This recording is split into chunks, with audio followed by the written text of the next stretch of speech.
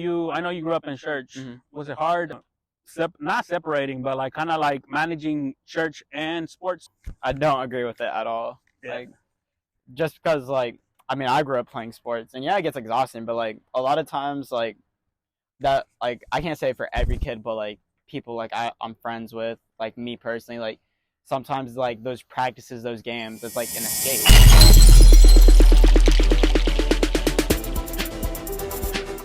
Mi gente, bienvenidos otra vez más a este episodio, aquí donde hablamos claro, sin miedo y sin pelos en la lengua.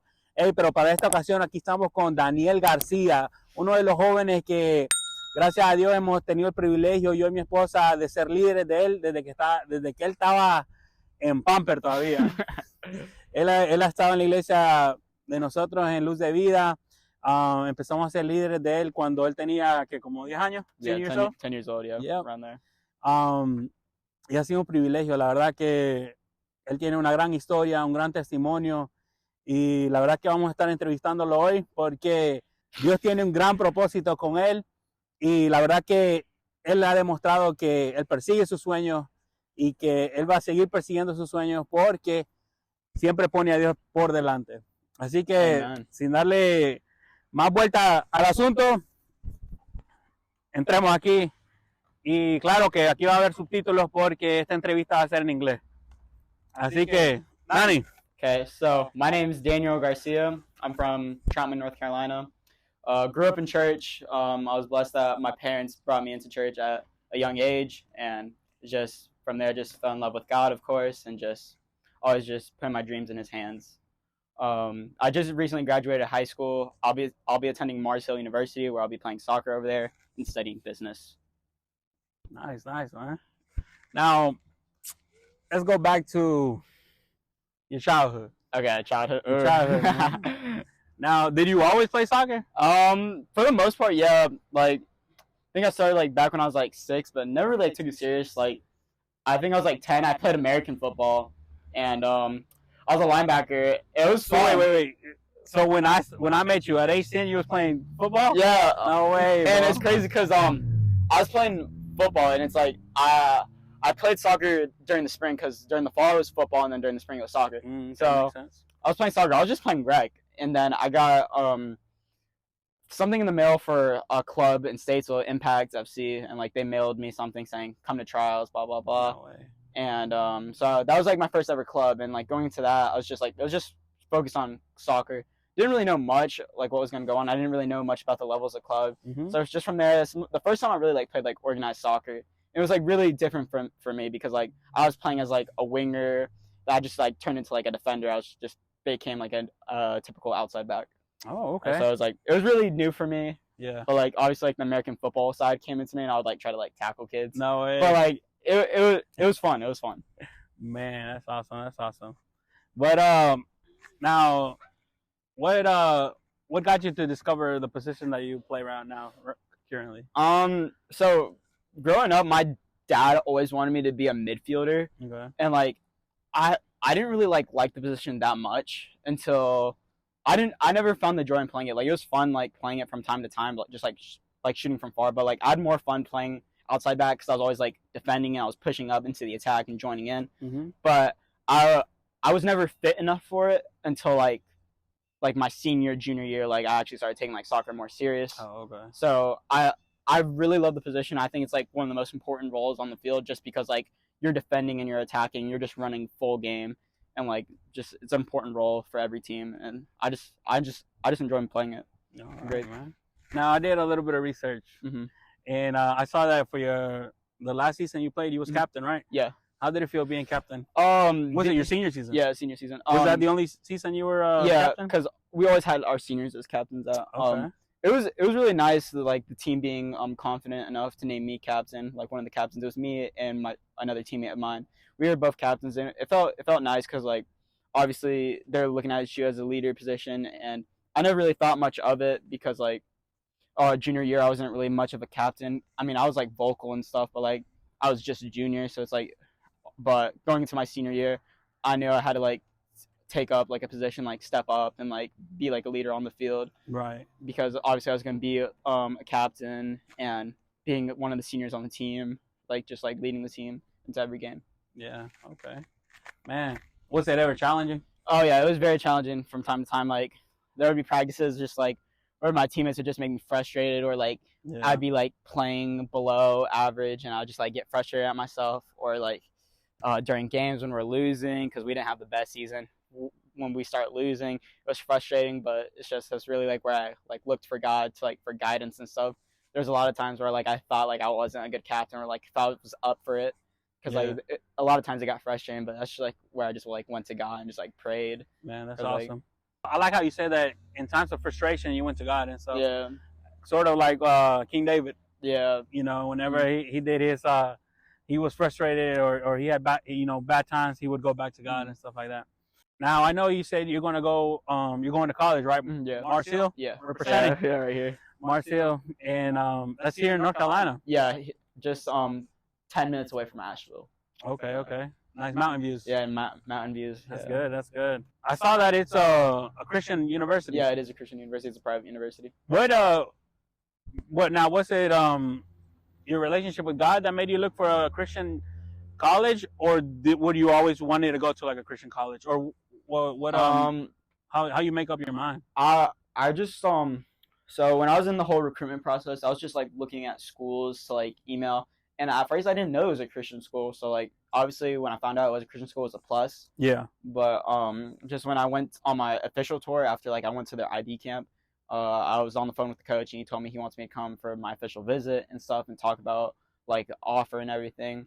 And it was nice. I mean, like, I like what they stand for. Obviously, like, being a Christian school, like, when I went to orientation, there was, like, a lot of, like, guys that were like in youth groups and stuff, and it was really cool. Like they offer a lot of stuff for Christian athletes, which is really nice. Ooh, that's awesome. Yeah, man. So like, it's sort of like if God made a way. Yeah, you know, God made a way. Yeah, he really did, and He cleared out your path, and not only mentally, but I think spiritually too. Yeah. I think He's leading you up to like great things, man. Really appreciate it. And I was just talking to Gabby about it because hopefully next summer I can open up like a sort of like a summer camp. For kids, maybe like 10 and below, and heck, maybe you in the summer, if you're on your break, you can come out and help. Soccer? Yeah, for soccer. Yeah, like a soccer camp type thing. I'd be down. It'd be cool. And not only that, man, but I know you're gonna pick up a lot of knowledge on theology too and stuff like that. Yeah, I mean, especially being a Christian school, But also, I was gonna ask you, was it ever hard for you? I know you grew up in church. Was it hard? Not separating, but like kind of like managing church and sports. Oh yeah, 100%. There was times where like I would have games on Sundays, and like there was times where I would miss some games, and then sometimes I'd miss church for some games. So it's like it was really hard because like especially this season I had a lot of games like on Friday nights, on Sundays. So I was hardly ever at church, but like I'm still like reading my Bible. I'm always praying before games. Like I write God first always on my wrist tape.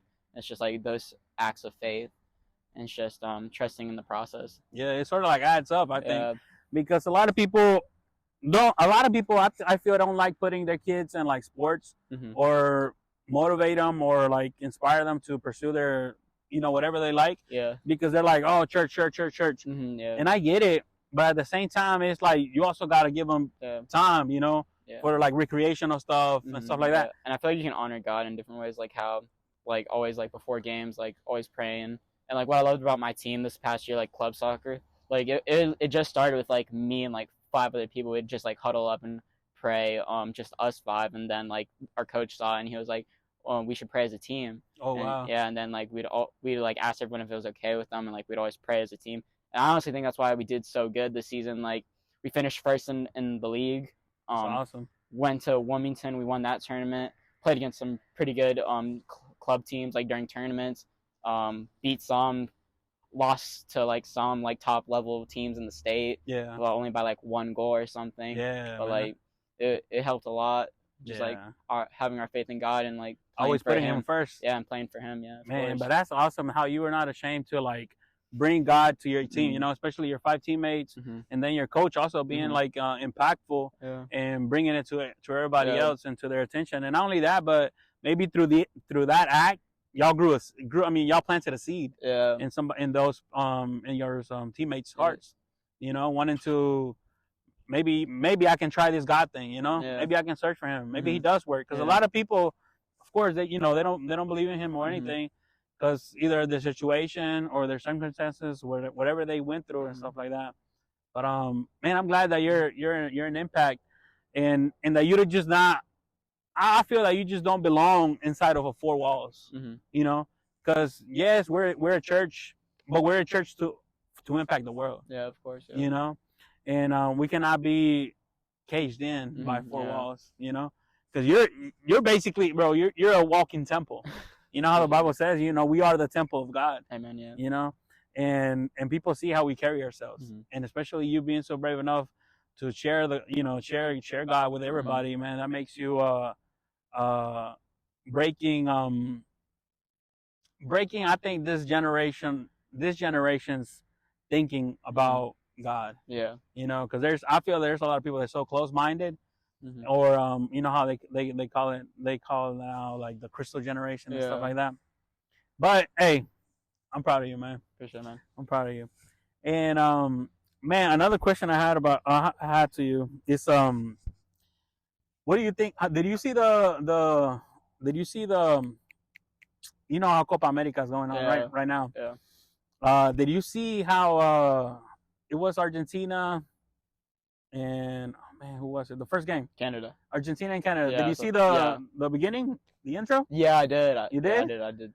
Did you see the pastor that preached? And I mean, Yeah. not preached, but like he prayed for like the Yeah. whole Yeah, ceremony. it was and stuff? crazy. It was crazy because I was just talking about that with one of my teammates, like my future teammates at Marcel. Yeah. Like we were talking about it, and we thought it was like really cool. 'Cause, Right. like you've never seen that before in like any soccer game. Yeah. And especially like Copa America, which is like biggest South America tournament. It's like crazy. Yeah, It's yeah. really good. Let me go ahead and show you a video right quick that I saw, and of course this is gonna be seen, but let me show you a Mhm. video, that way we can like react to it, Mhm. and I wanna get your opinion on it. Right? En el nombre de Cristo Jesús. Amén. Quiero aclarar, yo soy católico, tengo mi creencia, tengo mi fe, ¿verdad? Así que en ese sentido a mí no me molesta la religión. Pero después hay que ser consecuentes a un lineamiento que tiene la FIFA. Por ejemplo, un futbolista que se levanta la camiseta y tiene un mensaje religioso es amonestado. Sobre todo América del Sur es mayoritariamente católica, apostólica, romana. Entonces algunos dijeron a la pinta, si van a poner a alguien que represente el otro lado, ¿por qué no ponen un sacerdote también que dé el mensaje de la paz? Totalmente. Tomar como una leve falta de respeto. All right. So you saw the video, right? Yeah. So basically, what they're saying is that they sort of agree the prayer that the pastor did and stuff like that, but they would have liked it for a priest to do it because they're Catholic, right? Yeah. But my thing is, why not look at it as the big picture? They're looking at it as because a pastor did it. Why not look at it as he was sharing a positive message? Yeah. It was not, nothing contrary. Yeah. At the same time, he was sharing, God loves y'all, Yeah. God protect y'all in this tournament and stuff like that. I mean, I feel like anybody can really spread God's gospel. I don't think like just because you don't have to be a pastor or a priest just to spread God's word. I feel like you can be anybody, because I mean, like it says in the Bible, that's what we're meant to do. I mean, True. so that's what I think. Like I like that. I like that, man. Anybody can, and they don't have to have like a certain title and whatnot. Yeah. Man. But I thought it was very impactful for them to actually bring that to to like a sports event. Yeah. And maybe it might not have been the first time, and I hope it's not the last time either. Yeah. But it was really impactful because I think we need that, man, especially especially right now in America in a month like June. Yeah. You know what I mean? Yeah. But where it's very much needed, man. And I feel America has been falling apart in a sense of seeking God. Yeah. And just another video I wanted to show you, bro. I think kids' sports are ruining families, marriages, and kids themselves. Calm down. I can already feel the heat coming through the phone. You don't like that. I get it. My son was in 2 sports in the spring, and we had something every single night of the week in terms of a practice. And then we had a practice or a game, and then we had games on the weekends as well. And we were exhausted. Everybody was exhausted. I never saw my husband. We never had actual time to connect. We never had any good, intimate, connected family time. Everybody was tired. We were at each other's throats. We were just going and going and going and going, and I won't do it. I won't do it. I know that kids' sports, recreational sports, team sports are very important. I know there's a lot of lessons that come out of that. I played sports when I was a kid. But this has gotten insane.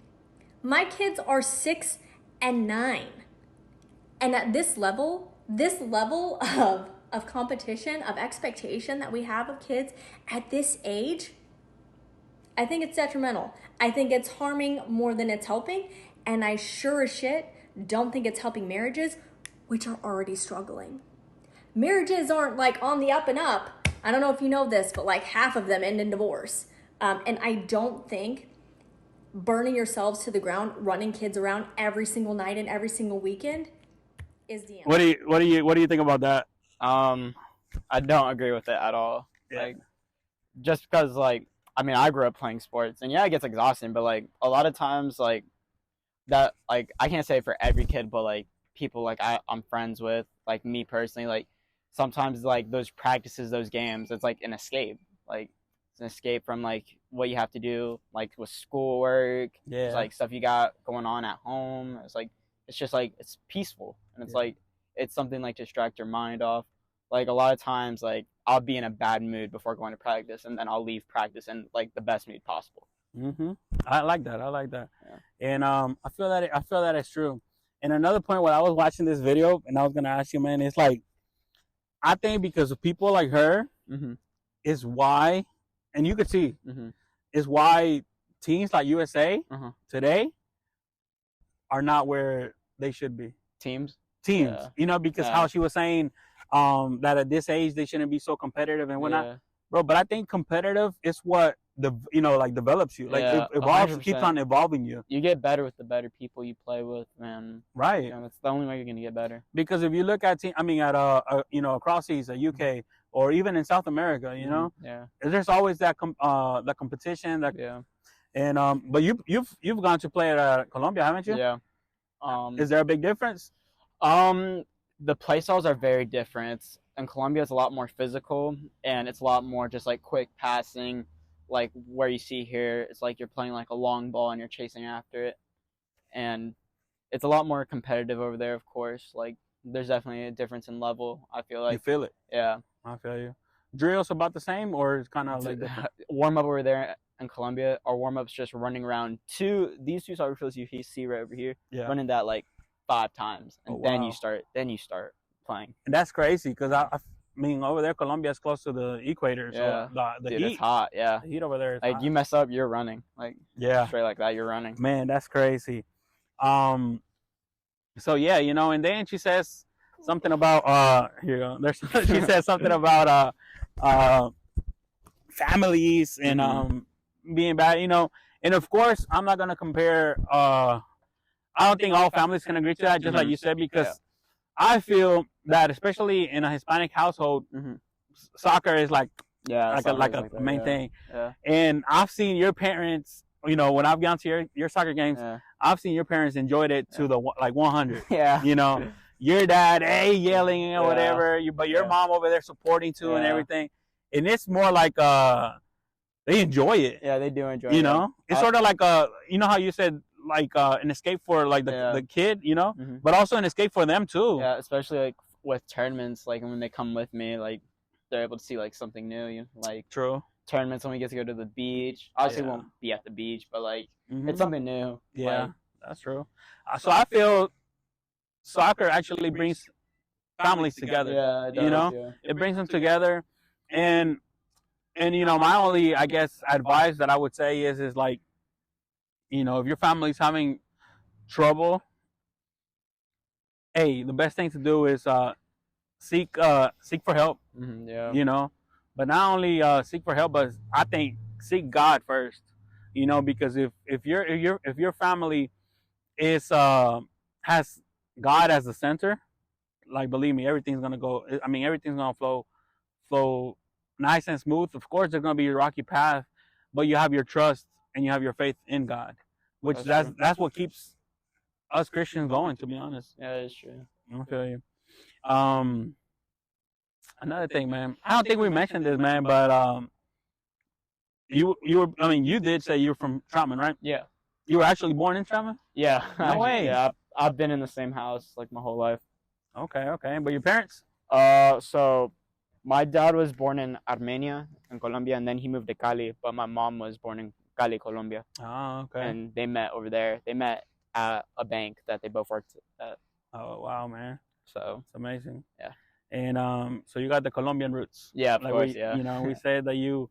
I know you told me before that you went to go play at Colombia. You know, and you even practice with the club out there. You know, is your hopes and going back to your college and stuff. I know school is important. It's definitely important. Course, and of course I encourage you for y'all to do it young. Don't wait like me. Hey, I'm almost done with my college, but still, man, it's a pain, it's a headache, especially when you have a family and whatnot. So hey, do it 100 right now. But is one of your goals to play pro? I'd say so. Yeah, I feel like that's always been like one of my dreams is to play pro. Obviously, I know like how hard it is and how like uncommon it is, but yeah, it is one of my goals. Yeah. It's one of my dreams. Of course, it's my dream, really. That's good. Have you ever felt though that you was like my two podcasts before one of my two podcasts that I got out. Have you ever felt stuck? Like stuck in a sense like you feel that you weren't improving or like, man, how can I get better? Yeah. I struggled with that a lot. I felt like I wasn't getting better. Like going into my sophomore, junior year, felt like I wasn't getting better. Felt like I was just going through like the motion, and like I felt like I wasn't developing at all, and like that I probably wasn't gonna be like good enough to play college or go anywhere really with it. And it's really like I would always like pray and like train, but like I didn't see like much improvement until now, and like just like kept on like training and just like training twice as hard, just like walking by God and just like taking like a leap of faith. That's how I could like really like explain it. It's just like taking like a leap of faith and like gaining like confidence as time goes to like just play your game. Yeah. And so basically you had to like discipline yourself times two. Yeah. Because I remember back, I think it was like sophomore year, like after high school season, during club soccer, I almost quit playing soccer just because like I just didn't enjoy it anymore because like just like the coach, the team, was like I just stopped enjoying the game. Yeah. And like I was really close to quitting, and like and that's when like I went to Colombia and played, and like just like fell in love back with the game again. Just like awesome. So you sort of like you needed like a reset. Yeah, pretty much. It was basically like a reset, like a change of environment. Yeah, in a way. I wasn't in the best shape when I got back from Colombia, but I think probably like I bet eating all those arepas. Yeah, bandeja paisa. Because I was there for a month, but like I think probably after like that club season, like I started taking like it more serious. Like I just switched to playing like outside back, like 100%, and like just like committed to it. Yeah. Like because like that was probably like my best chance like get like a good offer and stuff. Because like so I just like stuck with it because like I like playing it. Like trusted God, just like trained really hard because I knew like I needed a big senior season because I went to my senior year, no offers, didn't have any film that I liked from junior year, and I was talking to like an NAI school, but that was about it. Okay. So didn't know what I was gonna do. Like I remember talking to my assistant coach at high school because he always believed in me. He was just like you just really need a big senior season. He was like, I know you can do it. You're gonna be a leader on this team. Just get film. Just have a good season. I can see you going to like a D2 school and stuff like that. It's like so I just like worked hard and just like grinded and just trusted God, prayed to him. I think that's like where I grew a lot closer to God, was just like having that leap of faith. Like all started with like praying as a captain, then turned into like praying before games, and then writing on my wrist tape, writing Bible verses on my cleats, and just like writing like God won here. It's fading right now. Because I had these cleats for a while, but like I had some stuff up here. I had like Joshua 1:5, and like just like praying before games. And it's just like, dude, that's what's up. And that's what I was gonna ask you, man. What is that like? One of the verses that kept you going? Did you say Joshua 1:5? Yeah, I would say so. So when I was like reading the chapter, because I read Joshua like a month or two ago. I remember I was reading the verse. It was before a big game that we had because we were both unbeaten, and I was pretty nervous for it. But I remember it. He was talking to Joshua. He was like, "I will never forsake you, like Moses. I will never leave you. You're not gonna walk alone." Obviously, I didn't go word by word, but that was basically like, sum up. I was just like, and it was like powerful to me because like it just like stuck with me. Yeah. Like, oh, definitely, man. And that's the crazy part because believe it or not, I'm gonna just ask you. Have you? Mhm. I don't think you have, but have you heard my two prior podcasts? Nah, I haven't. No, it's all good. It's all good. Yeah, sorry. But that's the crazy part because I've been talking about Joshua Really? in my two previous podcasts, and that's the most crazy part because I like how God works, man. How He brings everything. It's crazy because like before the podcast, like all I was thinking in my head was Joshua. Wow, bro. Yeah, it was crazy because like I remember I reread the verse like before I came here. But it kind of cut off. But so I don't know if it recorded it, man. But you were saying about Joshua 1:5, right? Yeah. Pretty much how you read it before also coming here. Yeah. Dude, that's crazy. And like I was saying, I don't know if it cut off and you recorded it or not. Mhm. But in my two prior podcasts, how I've been talking about Joshua, you know, and it's how crazy how God brings us together because, you know, I think when was the graduation party, right? Yeah. I was like, man, we should do a podcast, right? Yeah. We should do like an interview and whatnot, Yeah. you know, because I think, man, not only I don't think, but I know, man, I'm for certain that God has big plans for you, man, and I'm pretty sure a lot of people have told you, Mhm. and I know you believe them, Yeah. Of course, you know, yeah. and it's crazy, and I know sometimes it can get foggy, Yeah. and it's like, bro, I can't see it, you know, Mhm. I don't see it, but look, man, on my second podcast, I talked about 3 tips on how, you know, to not give up Mhm. on your goals when you feel like you're not going nowhere, right? Mhm. And you just pretty much told me about, you know, whenever we feel stuck and whatnot. But you know, one of the tips that I have is when, you know, keep on doing good. Yeah. You know, not only doing good you personally, but like good to others. Yeah. You know, because of course that's like I think that's like a given. Yeah. As Christians, you know, you do good to others, and I think God just blesses you also with good things. You know how, like you said, that how you put Him first, and then all of a sudden, you know, God opened the doors for you to become captain of the soccer team. You know, and then another one, man. I think this is crazy, but it's hard. It's also for us to be patient. Yeah. That's a big one. I feel like that's where like He works on me a lot because like there's a lot of times I get really impatient. Yeah, man. I think all of us do, especially me, man. Right now, that I'm almost done with school, but I'm just like, You're just going through it. yeah, I'm going through it, man. But you know, hey, I'm trying to be patient, you know, and the last one, the main one, man, is prayer. Yeah. Prayer is very important. Prayer, I think, is very important, and it's what I think is what keeps us going. Yeah. I feel like I could get better at prayer. Sometimes, like, I overthink. Like, if I don't like feel like a certain way, like I start to overthink that maybe like I'm growing distance from Him. But in reality, it's just like the enemy, just like trying to talk in your head. Definitely, man. I think so. Definitely. Do you feel you would have a big shot at playing pro also for Colombia? Like, not necessarily the national team, Mm-hmm. which, by the way, they're having a heck of a season. Yeah. Heck of a, like, bro, they haven't lost what, like 20 some consecutive. Yeah, we got to see this Friday though versus Costa Rica. Oh, Keep for it real? on, yeah. It is. Well, I think if y'all seeing this right now, Friday, this podcast is coming out. Friday. Yeah, Friday. Well, So- y'all catch me on the couch watching that game. Bet. And but like, would you like to play for a team in Colombia? Like their league? I mean, I would love to. I mean, like, Who would you play? I'd probably say Deportivo Cali just because like that's the academy I played for, and I mean, that's, Oh, when you went? yeah, and I mean that's like the club like my family's always supported. Like, Oh, there's wow. part of my family that supports Deportivo Cali, and then there's the other that support America.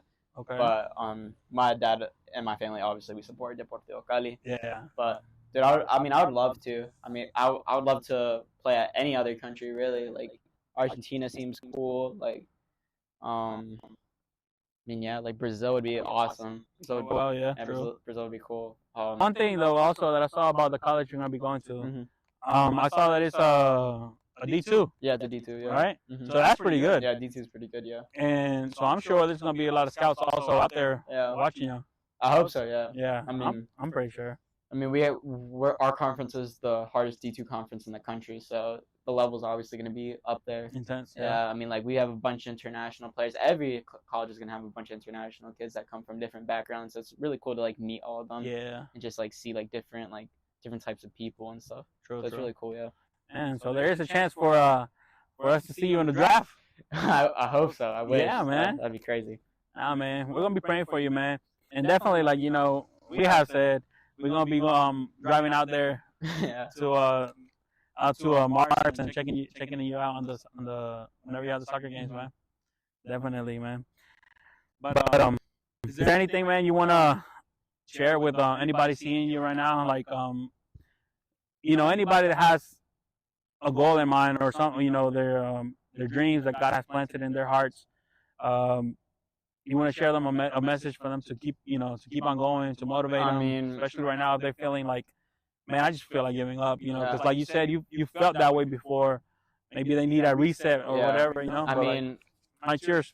I feel like, because I've been in that position, like, and I've always like I've talked to my mom about it and stuff, and it's like and like just like talking with like older friends and like if God, I also saw this on TikTok, was like if God put that dream in your heart for a reason, and God has given you like talents, it's up to you to like work on it. Oh yeah. Yeah, and like if it doesn't work out, then obviously it's like God protecting you from something. Yeah. And like, I mean, like if it's God's will. That's true. And it's really hard to accept it from time to time because like there's always the what ifs. Like if you make it, you don't make it, and it's like it's hard, but like I mean, it's reality. It's just like how it is. True. Is there you want to give a shout out to your people that want to follow you?